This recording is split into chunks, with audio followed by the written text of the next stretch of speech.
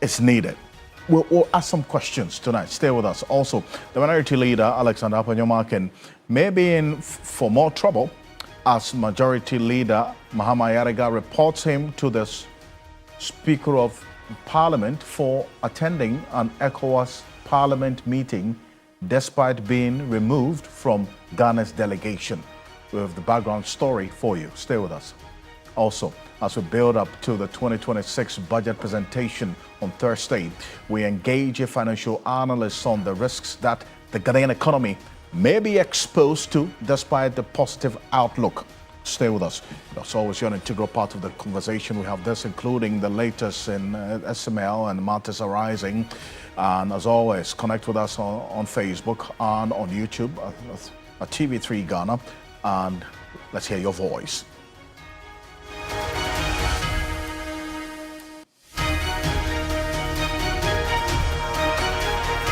Let's settle for Ghana Briefs.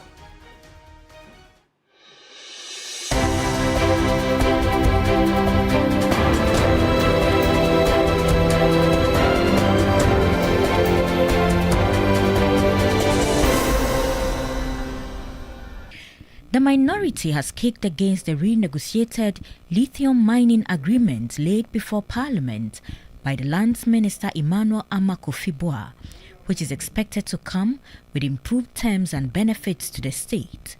Former Lands Minister Samuel Jinapor says the new lease is worse than the first introduced under the Akufo-Addo government, but the Lands Minister explained the new agreement with Barari DV Ghana Limited is more rewarding. The Deputy Minority Leader, Amakofibua, as he then was, is right here in this chamber. Mr. Speaker, he and his colleagues denied us the opportunity to lay this paper, that they won't allow. The Honorable Abu Jinapor got his facts wrong. You were the minister responsible for the sector at that time. You brought the agreement, laid it. It was referred to the committee, and my recollection is that it never came back to the floor of the House. So you cannot say that this House rejected it.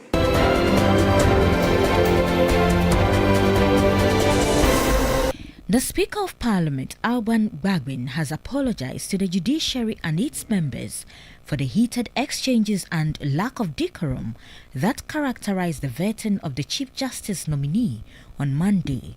While assuring them of Parliament's continued respect, he has directed the leadership of the Appointments Committee to take notice of the vetting incident and ensure that highest standards of civility and institutional respect is observed in all future proceedings. I have directed the leadership of the Appointments Committee to take note of this incident and to ensure that in all future proceedings, the highest standards of civility, objectivity, and institutional respect are maintained.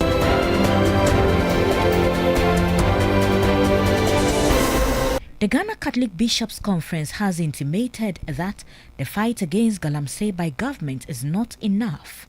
According to the Catholic bishops, the distraction caused by illegal mining activities on the environment is a silent form of violence against the vulnerable and a sin against creation. Galamsey continues to corrode both the land and the moral soul of our nation. As of 2023, over 60% of Ghana's rivers and streams were polluted. 34 forest reserves compromised, and more than 4,700 hectares of forest destroyed.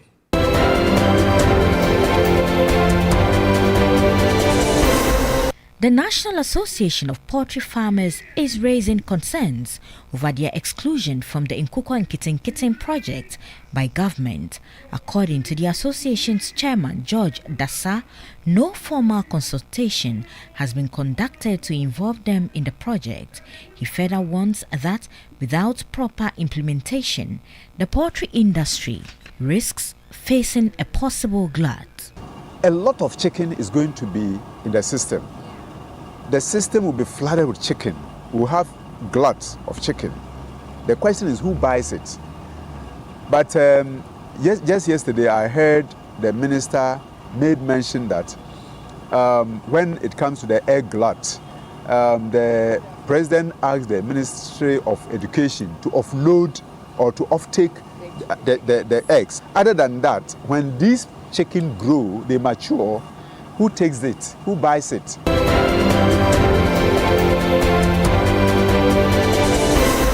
The Health Facilities Regulatory Authority has shut down the Tamale Technical University Hospital after inspections revealed poor safety and infection prevention standards. The hospital will remain closed until all safety issues are resolved. HEFRA has also imposed a 35,000 fine for regulatory violations and directed the facility to regularize its licensing status. The authority emphasized its mandate under the Health Institutions and Facilities Act 2011, Act 829, to license and monitor all healthcare facilities in Ghana to ensure safe service delivery.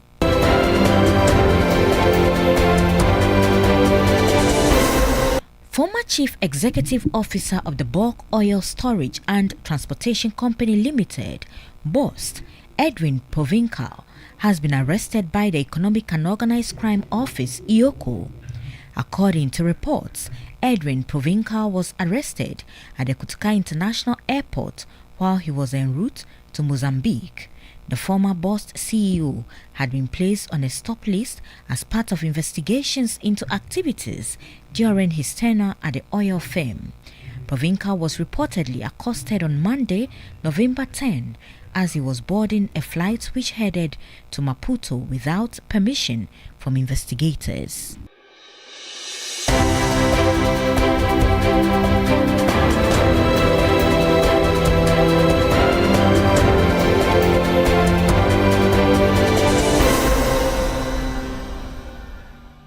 There's more on 3news.com. Make some time to visit 3news.com. This is Ghana Tonight. We're live as well on 3FM 92.7.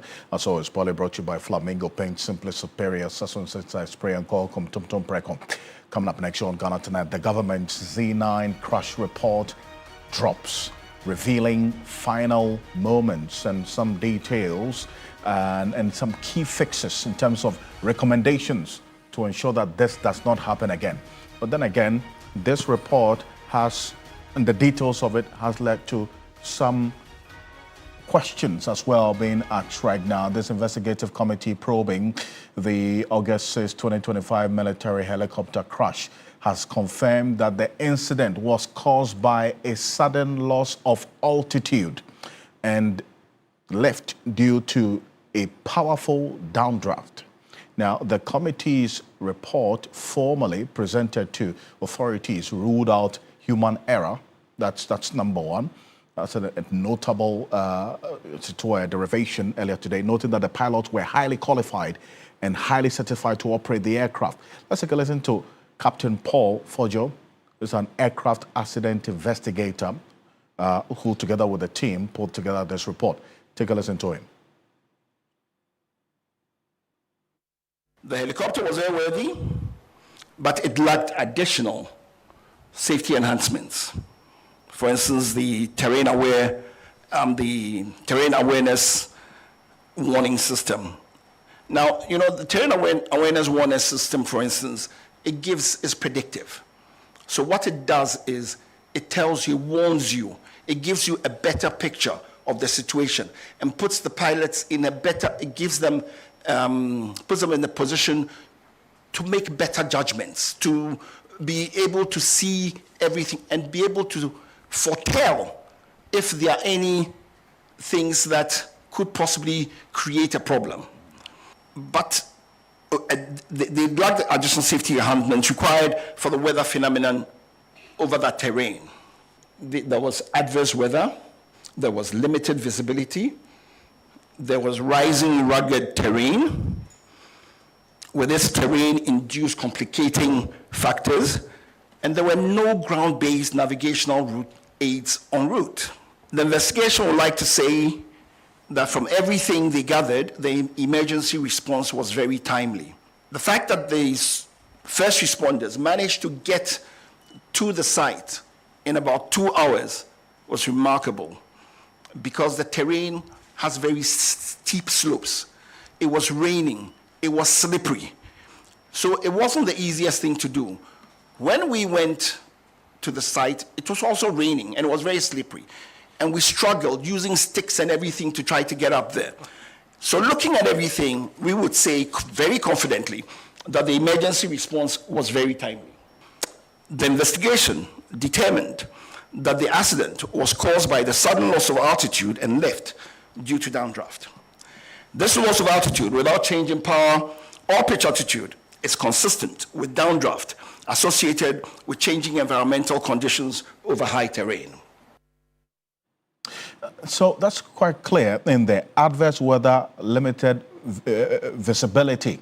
That's one of the major issues that came up. Let's engage Wing Commander Patrick Sobojo, retired, because right from the day of this rather unfortunate incident up until this moment that we're hearing the details of this report, he's been one person we've been engaging over the period. He's joining us on Zoom right now. Wing Commander Patrick Sobojo, retired. Good evening. Thank you for joining us here on Ghana Tonight. Good evening, Alfred. How are you doing? I'm well. I mean, it could have been better if this incident did not happen in the first place. But then again, we're getting to know the full details of the report right now. And first off, listening to the details of it as was presented earlier today by Captain Fojo, and two things standing out: adverse weather and limited visibility. And the aircraft was not even equipped with the needed instruments to detect the bad weather, and they didn't even get any warning from the command center before they got to that point. Concerning, to say the least, is it not? No, I don't think this is what he said. You know, they have been operating these Z helicopters and other helicopters in Ghana Air Force without these enhancements. I mean, these Z9 recently flew the president and all over the country. They've been zigzagging. Much as we may need some enhancements, these enhancements would have prevented the accident. The enhancements couldn't have prevented the accident? No way, they couldn't. How is that? Forget, we've been flying this which you have. When you need an extra, you ask for it and you pay for it to be installed. The operator knows how he's going to operate this aircraft. And this planes have been flying for the last 10, 15 years without an accident. If we're talking about enhancement, they are good recent development, but they couldn't, as Fojo said, prevented the accident. I see. But then there was a clear reference to what the bad weather component, which was in fact the major reason that has been identified for this crash. Bad weather that led to limited visibility, right? Is that to say that? Yes, I was saying that. Is that to say that? I mean, if we have been flying this, as you're saying, for the past 10 to 15 years, it had been navigating bad weather all the while, and so this wouldn't have been anything different. Well, he has said it. Even Captain Fojo has said it wouldn't have averted the crash. It enhances, but it couldn't have averted what happened. Yes, but then again, that's why I say the underlying concern here is if you're flying, obviously you would have to envisage bad weather. That's you've been in the skies for for a long time. We know no one has control of the weather. No one, yes. No matter how sophisticated your aircraft is, you are at the mercy of the weather. And if you realize, before takeoff from Accra, he must have fired his flight plan to Obuasi. and he flew all the way, just about 6 minutes to land when this thing happened. You can't control the weather. Yes, but that said, I think that's a fair point that has been established. But even before the takeoff, which you referenced, according to the details of this report, takeoff was delayed for about an hour because of bad weather. But that is how it should be. The control tower will not clear you until weather is okay. So once the control tower clears you, the weather is okay, take off and en route. That's it, you go. Planes are delayed all the time. Indeed, and that's why if it was delayed as a result of bad weather and then eventually cleared to go, that yes, based on that, at least there was that indication, as you have indicated, that you are the mercy of the weather. But then, if because of bad weather you were delayed for an hour, there's a clear indication of what is ahead of you, is it not? No, sir, I disagree with you. Why? Weather en route is different from a sudden weather change. I didn't get that. You said what is different? I said that once the control tower clears you, this accident happened 6 minutes to London.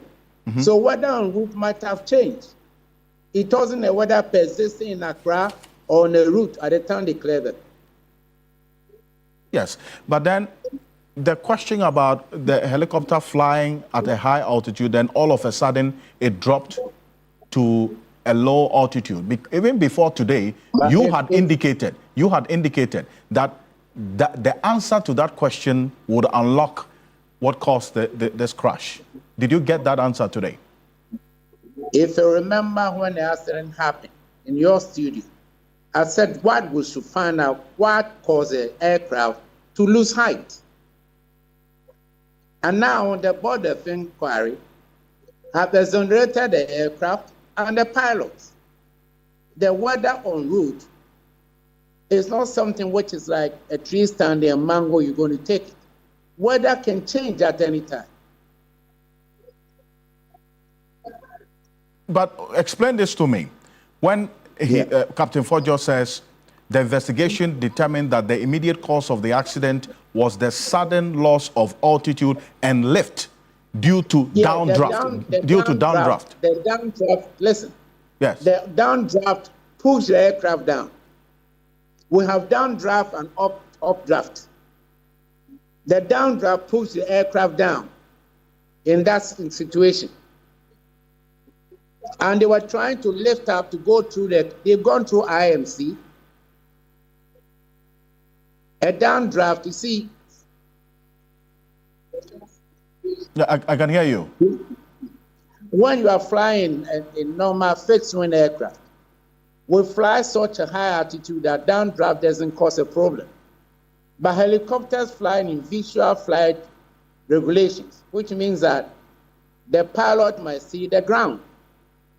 So they are not maybe 1,000, 2,000 feet above the highest object.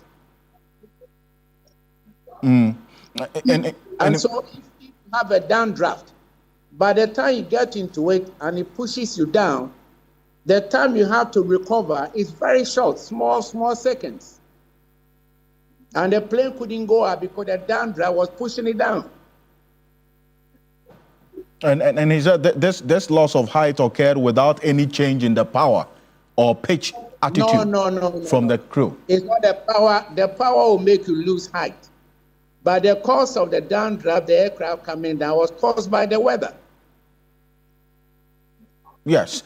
And one other finding, and because you touched on the control tower information between the time of departure and then the expected time of arrival, there was a finding of the lack of en route weather information.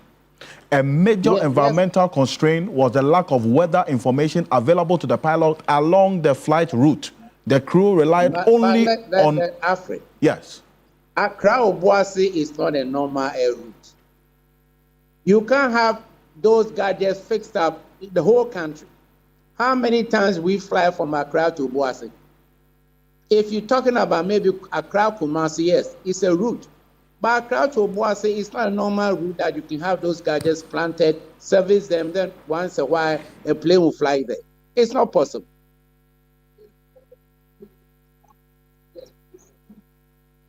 I want us to take a listen to exactly the point he made about the weather. Yes, go ahead. Yes, perfect. And I'm going to come back to you on it. Let's take a listen to Captain Fojo on the weather impact. There was adverse weather. There was limited visibility. There was rising rugged terrain. With this terrain induced complicating factors. And there were no ground-based navigational route aids en route. The investigation would like to say that from everything they gathered, the emergency response was very timely. The fact that these first responders managed to get to the site in about 2 hours was remarkable. That's the verdict of the findings.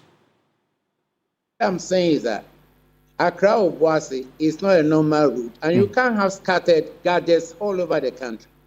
It is not possible. Even United States, where recently a helicopter flew into an airline, losing 78 people, it didn't happen.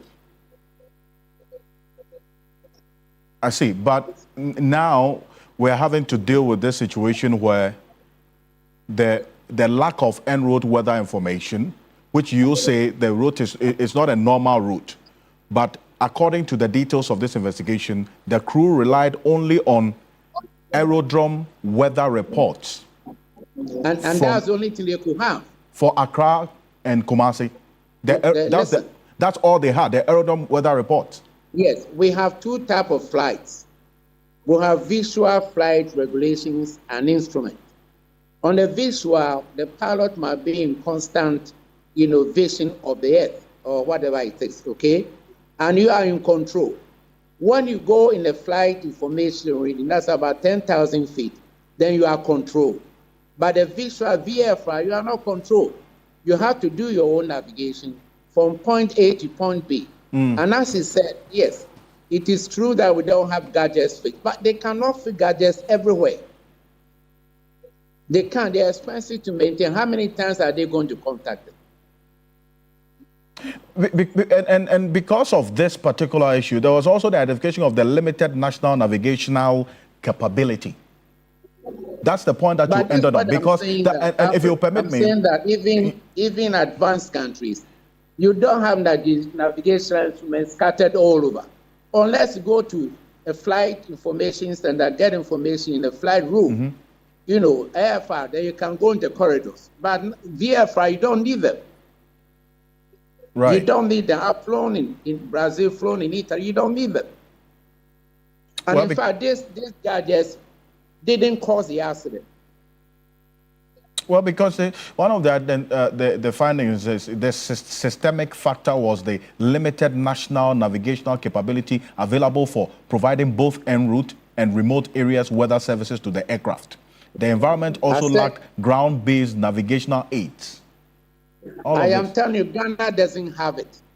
And the pilot was flying visual flying routes. That means he fly, everything was under his control. There were no gadgets we communicated to. We don't have it. And that's not a responsibility of Ghana Air Force. It's civil aviation. As the Ghana Civil Aviation Authority. And I want you to stay with me because I just want to run through some of the recommendations. When Commander will round up on this. Some of the recommendations, in terms of the safety recommendations, they talk about the modernizing the Ghana Air Force fleet, which Captain Fojo says it has to be as soon as possible, immediately. Says no time to waste on that one. Acquire aircraft with the terrain awareness and warning systems, and then also enhance ground proximity warning systems. That's the TAWS and then EGPWS and advanced navigation systems. Install CVR, that is the cockpit voice recorder, and then also flight data recorder with audiovisual capability. Invest in flight simulators for regular training. When Commander Sobodo, way to go, this? I would ask for you, who I know very well, a good pilot. his elder brother on the same squadron with me. He died. May he rest in peace. What I'm saying is that the gadgets which you are talking about were not the cause of the accident. He said that in his report. You know, you can have them, or you can still have an air crash as an accident. This was a weather type of emergency they went into, and that's what happened. If you're talking about modernization of our air fleet, if the country has the money, why not? The Air Force will be happy. But I can tell you that planes are not judged by their age, they are judged by their flying hours. Thank you. This is one that is going to be a subject of a lot more conversation to understand how the way forward should be. I think the most important thing is the big takeaway so that this does not happen again. And that's what has influenced these recommendations. What should be the big takeaway so that this doesn't happen again, beyond what we have just read in this report?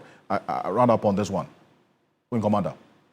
The inquiries are supposed to be a learning lesson for pilots to become aware of them. But when they have incidents like this, which is the weather, we just shut up and give them a downdraft. Anybody can fall in that category. Anyone. And I'm saying the enhancement things he's talking about are good if you have them. But the Air Force was inaugurated about 1959. And from 1959, we had only 4 crashes.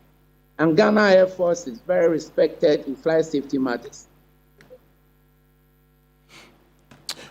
When Commander Sobojo, thank you so much for joining us on Ghana Tonight. I also appreciate your time. Indeed. Let it rest on this once and for all. It's just an accident. Thank you. Well, thank you, but also the families of these persons and the gallant Ghanaians we've lost are living with the heavy impact of the loss and need closure as well. That's why this is also important. Thank you. When Commander Sobojo retired, thank you for joining us here on Ghana Tonight. We do appreciate you. Let's go on to some other issues tonight. The Minority Leader, Alexander Apanyomakin, the Futu Member of Parliament, appears to be in hot waters as Mahama Yarga, the Majority Leader, reports him to the Speaker for showing up at an ECOWAS meeting after being removed or dropped from Ghana's delegation. What's the backstory to this? That's all of this happening right now. Well, the Majority Leader has called for sanctions against the Minority Leader for allegedly breaching parliamentary rules. Now, he explains that the Minority Leader has attended an ECOWAS Parliament meeting even though he is not a member of Ghana's delegation. Let's take a listen to him. The ECOWAS delegation, we have Honorable George Kweku Ricketts Hagan as the leader of the delegation. Then we have Honorable Emmanuel Kwesi Bedzora, who has always been a member of the delegation, to remain a member. Honorable Ladi Ayamba, who has been a long-standing member of the delegation, to remain a member. Honorable Eric Affo is being added as a member. Honorable Dominic.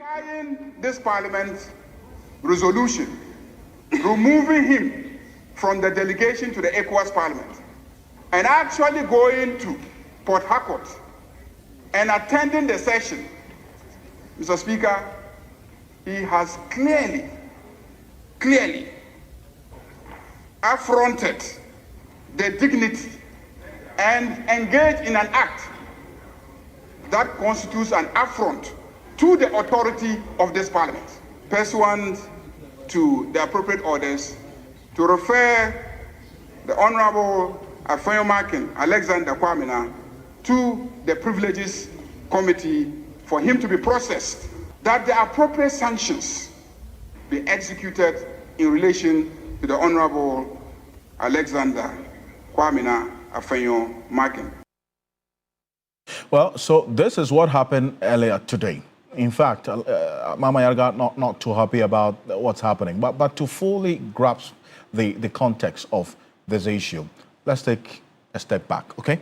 And just for the uninitiated, and see how Ghana's delegation to the ECOWAS Parliament was reconstituted and the circumstances under which Alexander Apenyomakin was dropped.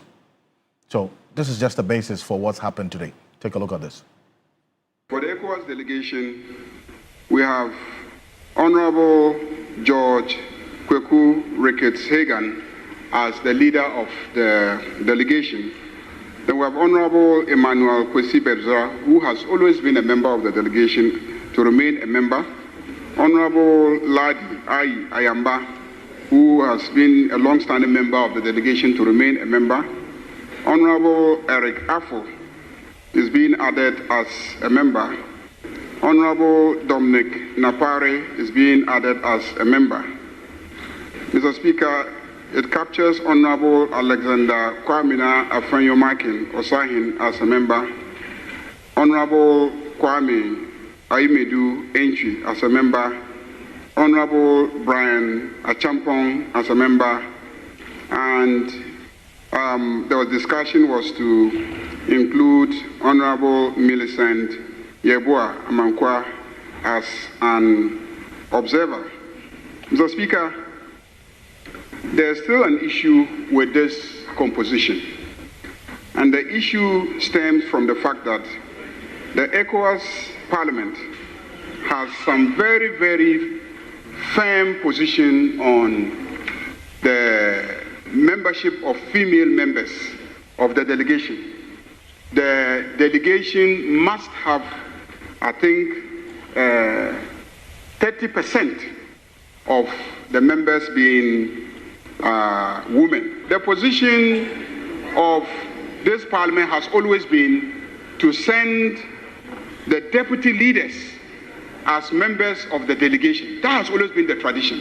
I shall move pursuant to our standing orders for the amendment of the composition of the delegation so that Honorable Alexander Kwamina Afenyomakin Osahini is removed and Honorable Patricia Apiaje is replaced.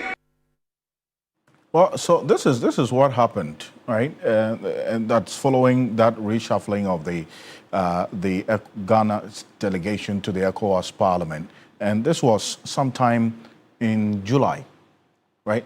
Following this reshuffle, the Deputy Minority Leader Patricia Apiaje wrote to express her disinterest in being part of the delegation. You heard Mama Yarga, the Majority Leader, mention her name. Well, she said that, look, this is a grand scheme which she doesn't want to be part of. That was her understanding of all of this. We're going to put on the screen a letter that she wrote after her name was added to Ghana's delegation to the ECOWAS Parliament. She says, I respectfully write to express my objection and hereby decline to be included in the reconstituted list of Ghana's delegation to the ECOWAS Parliament.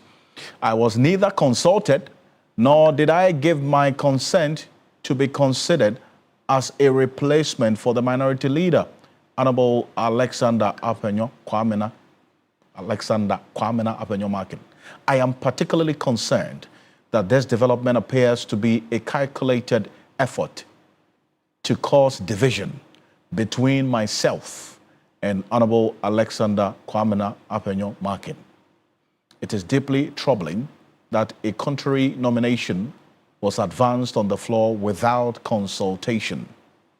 Honorable Alexander Kwamina Apenyomakin was duly sworn in as a member of the ECOWAS Parliament last year and subsequently elected as a deputy speaker of the ECOWAS Parliament.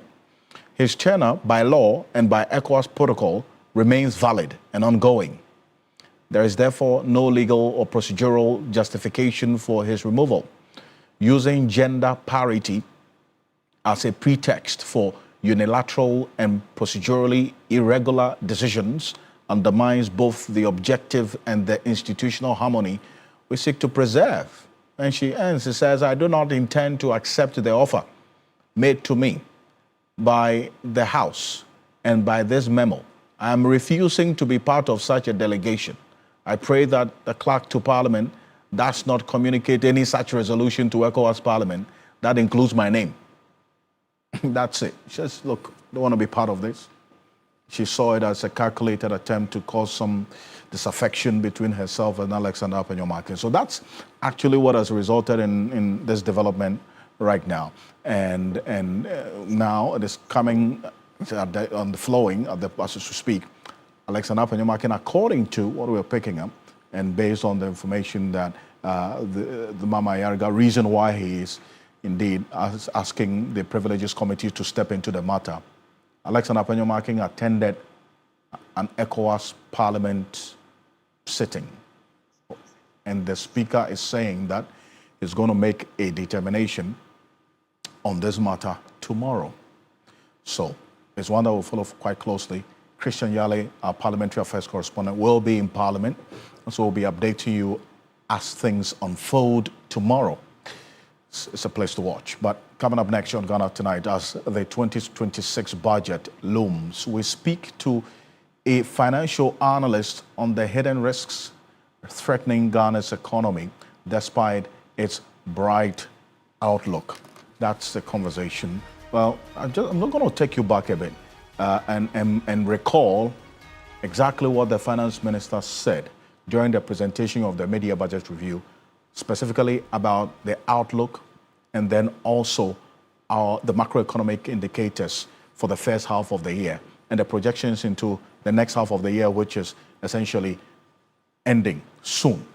But all things being equal, he's expected to present a 2026 budget on Thursday. But let's backtrack a bit. Take a look at this.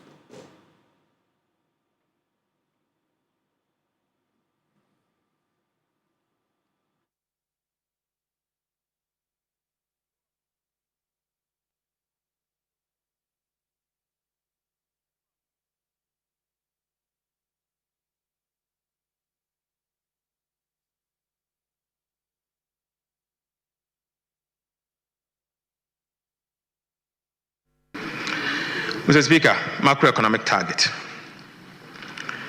Economic development in the first half of the year do not warrant a revision to the macroeconomic target and the appropriations bill. Mr. Speaker, I am not asking for additional money from the Appropriations Act. We maintain the following macroeconomic target for 2025. 1. Overall GDP growth at least 4.0%. At least. Non-oil GDP growth of at least 4.8%. End-year inflation rate of 11.9%. Primary balance on commitment basis at a surplus of 1.5% of GDP. And gross international reserves covering not less than 3 months of import. Mr. Speaker, although we have made significant progress, we are cautiously optimistic. Well, the cautious optimism of the Finance Minister, Dr. Kasiel Atoforsen, is one that the ratings agency Standard & Poor's, or S&P, have captured in their latest report on Ghana and Ghana's economy, essentially making the point they acknowledge the stability, the relative stability we have seen over the period or experienced over the period, but then there are some inherent risks as well, and the external risks that they want Ghana to take cognizance of. And this is it. Follow me closely. They make the point that, in their view, notwithstanding stronger recent economic outturns, Ghana's economy remains exposed to risks from commodity price fluctuations. And we're talking about crude oil prices, as well as we've seen a heavy inflow of forex from our export of gold. And the volatility in terms of the pricing of gold on the world market, the crude oil prices on the world market. Whenever the crude oil price goes up, we see how it impacts on the prices of petroleum products at the pumps. We've seen fuel prices trending downwards, but it went up in 2 pricing windows about 3 to 4 weeks ago. So that's what they're talking about. And broader external and weather-related shocks. So the concerns that Standard & Poor's puts about Ghana's economy are largely external, right? And they say they're worried, especially during future election cycles, which in the past have coincided with large increases in public spending. And that's what we see, election cycles and public spending. And so the economy will be doing well. When we get into the election year, we throw all the fiscal deficits out of gear, and we go into a spending mode because we want to win elections, and then we start the cycle back again. They say that's one of the major concerns they have. They're also talking about over 50% of our public debt is dominated in foreign currency, and exchange rate movements have a material impact on Ghana's debt to GDP ratios. So to the extent that over 50% of our public debt dominated in foreign currency, when we have issues with the cedi not doing well against the dollar, we see, even though government hasn't gone to borrow, we would see our external debts going up. Why? Because our currency, in terms of the debt, over 50% of it is held externally in foreign currency. So in some cases, it's not as though government has gone to borrow in much more money, but if the cedi depreciates against the dollar, the foreign component of our external debt goes up in value. But what's happening now, and which we're going to show you shortly, is that our external debt component of the public debt is actually reducing because the cedi is doing well. And so if you're having to pay now, we're going to pay lesser because the cedi has appreciated against the dollar. Good news, right? Sustainability is one other side of the question that we're going to answer. But Joe Jackson is a financial analyst. He's joining us on Zoom right now. Ms. Jackson, good evening. Thank you for joining us here on Ghana Tonight. First off, I want to find out from you, what are the other risks that, in your view, this budget should address so as to ensure the consolidation of the gains that we have seen throughout the year? It is natural. Remember that at any time, there will be some external risk to every economic system, right? At the moment, one of our biggest exposures is to our commodity prices, right? If gold price dips, the challenge is that the softening of the price will mean that the gold board and the FX buffers we've built are going to go south. And that could mean that the stability we've enjoyed with the currency will not be there. If the oil price spikes, then fuel imports will rise, inflation will rise. So obviously, commodity exposure is high to gold, oil, to cocoa, because even though cocoa output is improving, we're still vulnerable to disease, the CSSVD, the weather, and worst of all, prices. A weak crop means that there's a reduction in FX and farmer incomes. Listen, gold has cushioned us. Oil has smoothed the way by its low price. But still, we need cocoa to be our traditional buffer for the cedi. And that is definitely an external shock that will give us problems. I see, and maybe quickly before I let you go and go for this quick break, we're picking signals there may be a reduction in the effective tax rate from the current 21.9%. It's good news with the expectation? The challenge we have in this country is that very few of us pay formal taxes. And those who are taxed, there's a great sense that we are being overtaxed. And so a reduction in tax rates will be welcome. But yet at the same time, I would say that we should be cautious because we are not out of the woods yet.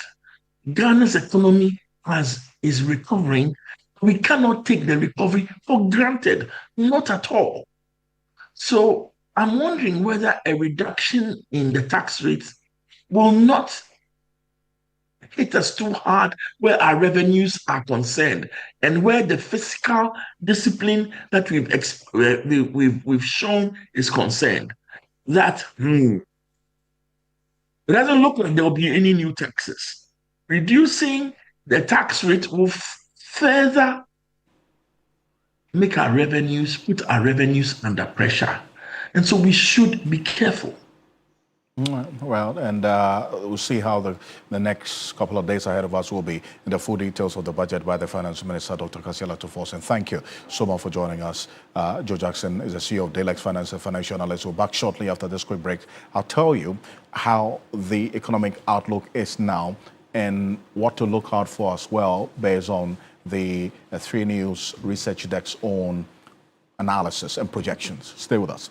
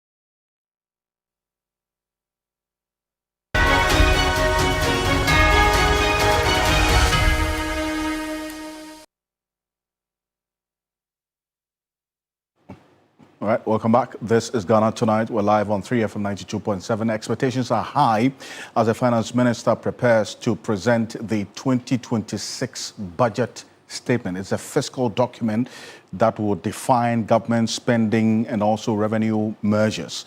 Financial analysts anticipate that the 2026 budget will prioritize agriculture, education, energy, the health sector, infrastructure development. We've seen the big push already and some provisions for implementing the 24-hour economy. And there are others who are also concerned that even though the economy may look good, there's a lot more that needs to be done to ensure that we consolidate the gains. Because as we speak, the manufacturing base of the country is not one that we can point to and say that we can have an import substitution program. So as the 24-hour economy policy is not in full force, so as to produce some goods that we import to save us some money going out. But then again, this is one that the 3 News desk, together with Wisdom Safwa and the team, are put together to give you a clear outlook of what we are faced with as a country. And we're starting off with the currency because it's all about it, is it not? And that statement is true then, and it is true now, that when the fundamentals are weak, the exchange rate would expose you. So let's start from that point. And it's not so much about what the finance minister is going to say. It's a lot more about how people feel. That's the state of the economy. Okay? And this is it. It clearly paints a picture. We started off this year in terms of the cedi against the dollar, also almost 15 cedis. Went up to 15 cedis, 57 pesos, 16 cedis at some point. And right from just after the first quarter, we saw an injection of some $1.4 billion by the Bank of Ghana that led to the appreciation of the cedi against the dollar. Continuously, we saw the cedi do well against the dollar, dropping from that steep and high of over 15 cedis to, at some point, 10 cedis, 20 pesos. Then the conversation began as to exactly what the true value of the cedi is. And we heard the president was quite clear in his words that in his view, and based on the engagement with the economic management, with the economic team, and then also together with the Bank of Ghana, the finance ministry, the outlook is that the real value of the cedi is between 10 and 12 cedis. Well, that verdict appears to be true because as we speak, the cedi is hovering around 10 cedis, 90 pesos, 10 cedis, 95 pesos. But the question is as to how this can be sustained for the long term. That this bracket of between 10 and 12 cedis, is it one that would be sustained for the long term, as against taking into consideration the concerns that the Standard & Poor's have raised, that going into the election year, we tend to throw everything out of the window and we focus on what to do to win elections. How long will this be sustained? That's the question. But we've seen the cedi trajectory against the dollar over the period. When we saw this depreciation of the cedi, just around sometime in September, getting into October, we had the Bank of Ghana inject a little over $1.1 billion into the market to show up the value of the cedi against the dollar. And then not too long ago, just a little over a week ago, we got the announcement of some 1.1 billion as well that has been injected to sustain the value of the cedi going into the last quarter, the end of the last quarter, because it is this period that we see a high demand for dollars for a number of things. Those who are importing to the country because of the festive season as well, it's a high demand as well. But then with this demand that we have seen, it hasn't really impacted on the value of the cedi against the dollar. But if you take a look at the import and export outlook, it tells a very interesting picture. This is the trade balance as we're having it. Our exports actually exceeded our imports by over $6 billion. This is how the picture looks like as we speak. But then again, between January and August, this is the clear reflection of our trade balance. And which components, or when we talk about the commodities that have influenced this export that we see within January to August 2025. Gold, big one. Gold has led this drive of the export between January and August. 62%. And the setting up of Gold Board has been lauded as the game changer for what is happening right now with the economic improvement that we're seeing. 62% of gold exports, followed by, we see, others, cocoa, crude oil, and as we're seeing now, 10%, 14% in that order. Now, the challenge has also been given to the Ghana Cocoa Board to put measures in place to ensure that we also increase our cocoa exports. Gross international reserves, we have seen as well, that has been influenced directly by the gold export. Why? Because with the trade balance that we got, with a little over 6 billion, we have seen it influence our reserves as well, even though there was a target of the gross reserves, 3 months, we've seen a little over 4 months, 4.5 months in international reserves as we speak. And much of it has been as a result of what we're seeing with the export of gold led by the initiative of the setting up of the Gold Board. Inflation as well is one place to look at. But in as much as we've seen inflation hit single digit over the last couple of months, this does not necessarily mean that prices of goods and services have reduced this much. It just means that the rate of increase of the prices of goods and services on the market has reduced or is increasing at a lower or slower pace. What does all of this mean to your pocket? Essentially, that's what the finance minister is going to tell you on Thursday, and the measures that are going to be put in place to ensure that, one, either taxes are removed, reduced, measures that are going to be put in place to ensure that we have expenditure as well within limits, and then the specific programs and interventions that will be implemented for the next fiscal year 2026. So stay with us as we prepare for that budget presentation. It's going to be live here on TV3 and on 3FM across all media journal platforms. This is the place to be as we build up strongly to it. I am Alfred Ocansey. Thank you for staying with us here on Ghana Tonight. Join us same time tomorrow for another conversation. Do have a good night. Ghana Tonight.